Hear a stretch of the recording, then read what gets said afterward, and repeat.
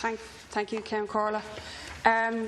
Minister, I'm speaking on something that I think is quite a massive issue, actually, in my own constituency and in many other constituencies, particularly where there's new developments and multi-unit developments. There's three aspects to the amendment. The first is that clamping can't be used to get payment of a debt from people. The second is that clamping companies will be regulated. And the third aspect is that the odious practice of clamping people at hospitals should be banned by the government. Now, the first thing to say is that clamping was allegedly brought in for traffic management, to facilitate free flow of traffic, etc. But what it has turned to be used by is private companies of various different shades profiteering in the most despicable manner from people who are at very vulnerable situations. I'll begin very briefly with hospitals. People who need to frequently visit hospitals are especially in fear, but also people whose appointment overruns, in a crowded waiting room, hasn't the capability of walking all the way back to the car parking space on time, finds himself clamped. I had the situation myself of being clamped as I dropped a specimen in to Connolly Hospital in Blanchardstown, as I spoke to a doctor at the door, and even the doctor himself, who was a member of the board, couldn't get them to remove the clamp or to see any sense. So it's just become to be completely used and abused. And these companies, a lot of them are on piecework, where the clampers are actually encouraged to clamp as many people as possible for bonuses, etc., which is why they operate in the way that they do. I think, Minister, you would have to agree that clamping has no place in hospitals where people are in vulnerable and difficult situations and do not need that extra stress. The second area that I want to turn my attention to is what's become now a widespread practice, where private estate management companies are using clamping as a way of getting arrears of management fees from their members. Now, I think this is a despicable practice again, because people come out of their house, they find a clamp right outside in a parking spot which they're legally entitled to use, which they're not blocking anybody's access or egress, and they find themselves clamped. They can have to pay up to €150 in many cases. We've seen this happening in Applewood Estate in Swords. We've seen it happen in the Phoenix Park Racecourse in Dublin 15 in my own area. We've seen it in Ongar, in Archer's Wood and many other estates. And I just want to talk about that practice, because I think that the government should send a message to private management companies about doing this. The reason that people aren't paying estate management fees can be manifold, and this is not a justifiable way of getting them to pay those arrears.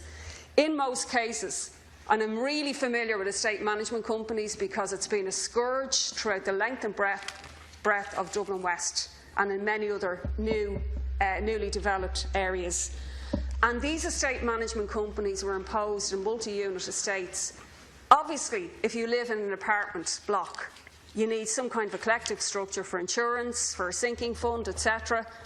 But most of these management companies were translated then onto people who have their own house, who have a front entrance, who have a back entrance. They've no need for a management company. This was recognised in this chamber by Bertie Ahern when he was Taoiseach in 2006. He sent a circular to the Department of the Environment that this practice should not happen in the future on houses.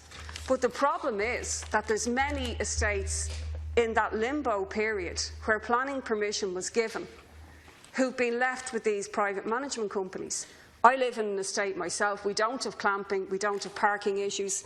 We still have a management company as a legacy issue, even though, with advice from Fingal County Council, we've all taken a democratic decision in conjunction with the Council that the houses should be released from it. But the problem is that there's tens of thousands of people around the country who are legitimately withholding fees in some cases because they don't agree they should have to pay them, because they're being charged fees of $200 and $300 for a sprig or a bush in front of their house to be maintained, which they're well capable of maintaining themselves. And in one area, Tyrrellstown, people are literally paying for insurance on a car parking space. In other areas, these are totally unjustifiable management company structures. But now clampers are being used by the directors of these companies. And can I just say, I have some sympathy with some of the directors of these companies who've taken over them, who are ordinary residents, put into this odious position of having to take over them because they live in apartments and the whole management company structure is just not working for them because of the level of arrears and non-payment. We have residents in one estate who are going to court because it's totally unjustifiable to live in a house, to maintain it, to provide your own insurance, that you should pay a management fee. And now what is being done, particularly it's going on in Ongar, in Clonsilla, Dublin 15 at the moment, and I'm sure in other areas, where people are waking up and finding that they've been clamped because they haven't paid the fees. Now, it is very effective, it would seem, because people, the payment of the bill seems to increase when this happens. But is it right that people are being, it's extortion in a sense, it's an unjust fee, they're trying to legitimately get it sorted out to deal with issues in their management company, or they may simply have arrears because they've lost their job and they just can't afford to pay anymore, which is the case in the recession.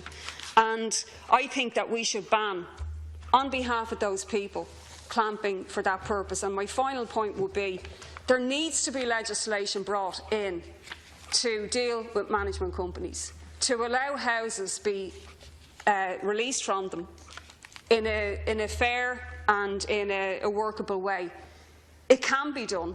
The legal advice exists to allow it to be done, but the government needs to deal with this problem because it's left a lot of people in these newly developed constituencies in very difficult situations, paying unjust fees to companies and then getting clamped in the process. So I would ask the Minister to accept this amendment.